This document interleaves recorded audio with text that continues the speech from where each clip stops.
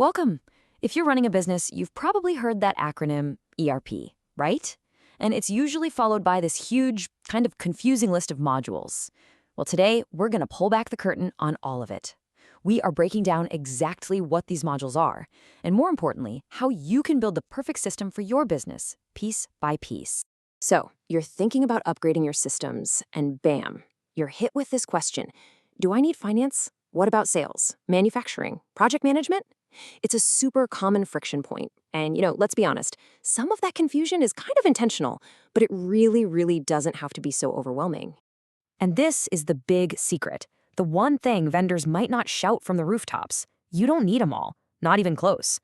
The whole point is to build what your business needs, not what they happen to be selling. Okay, so let's dive into this using, well, my favorite metaphor for this, Lego blocks.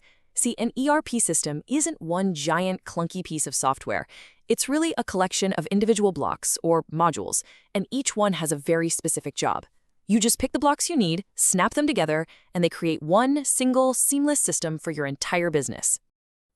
Every great Lego build has to start with that big green base plate, right? Well, in the world of ERP, that base plate is the finance and accounting module.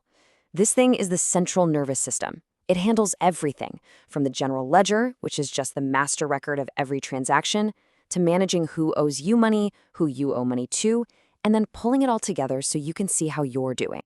So, the big question is, who needs this one? And the answer is everyone, always. No exceptions.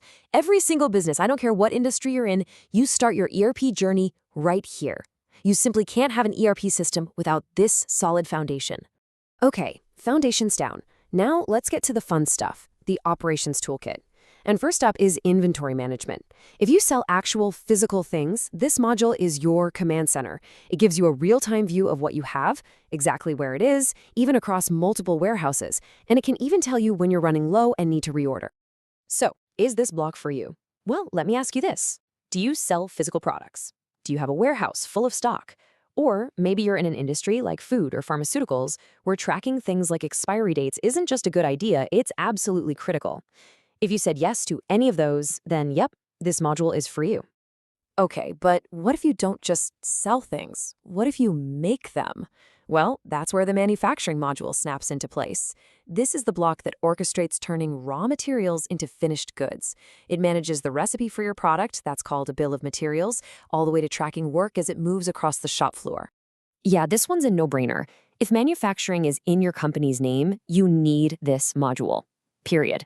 It's also a must-have for any business that does complex assembly. If you're building bigger things from a bunch of smaller parts, this module brings some much-needed order to that chaos. All right, we've covered making things. Now how about selling them? The Sales and CRM module is all about managing that entire relationship with your customers. You've probably heard the term CRM, right? It just stands for Customer Relationship Management. And this block helps you track your leads, see your sales pipeline at a glance, whip up quotes, and ultimately turn those prospects into happy, paying customers. So you're definitely going to want to snap this block on if you have a dedicated sales team, especially if you're selling business to business. It's also a game changer if your sales process takes a while, with lots of follow-ups over weeks or even months. And of course, if you're selling online, this integration is pretty much essential. So selling is one side of the coin, the other is buying. And that's what the purchasing module is for. It manages how you buy everything. It keeps a neat list of all your suppliers, lets you create and send official purchase orders, and, this is super important, it makes sure the invoice, the purchase order, and the stuff you actually got all match up. So when do you really need this? Honestly, you need this the second your buying process gets more complicated than just handing someone a company credit card. If you're buying materials from a bunch of different suppliers, or you need managers to actually approve purchases before they go out, this module gives you that structure and control. Okay, so we've talked about money, stuff, and customers. What's missing? Oh yeah, the people who make it all work. The HR, or Human Resources module, is all about managing your team, from tracking who's in and who's on vacation to the big one, making sure everyone gets paid correctly and on time every time. there's a pretty clear tipping point for this one. Once you get past, say, 10 employees, trying to manage all that on a spreadsheet just becomes a total nightmare. And if you have shift workers or any kind of complex payroll stuff going on, an HR module stops being a nice to have and becomes a need to have real fast. All right, let's talk about the last major block in our toolkit, project management.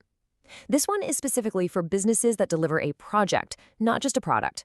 It helps you map out the work, assign tasks to your team, track every single minute of time and every dollar of expense, and, this is the important part, make sure you're actually billing your client correctly for all that work.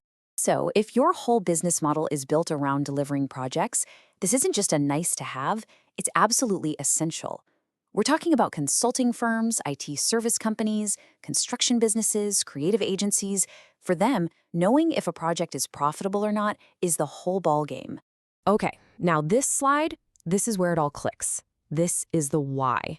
On the left, you've got the old, messy way. Separate spreadsheets, different software that doesn't talk to each other. It's a world of duplicate data entry, which is just a recipe for disaster.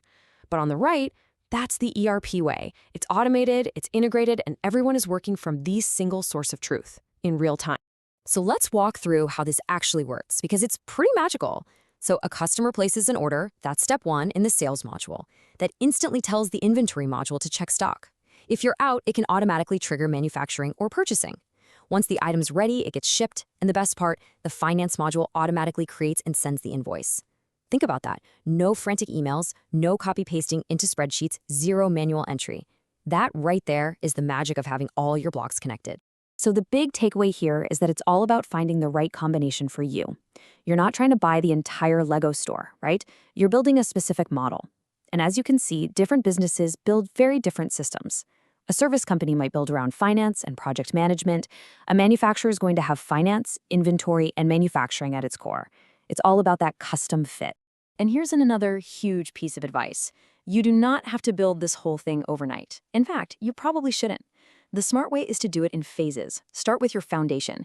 Get that finance and maybe inventory module running perfectly. Then you can add your growth modules like sales. And finally, you can optimize things with HR or project management. Doing it this way, it lowers your risk, it makes training a heck of a lot easier, and you start seeing a return on your investment way, way faster. So, let's wrap it up with this one thought. You build your company carefully, right? Piece by piece, strategy by strategy.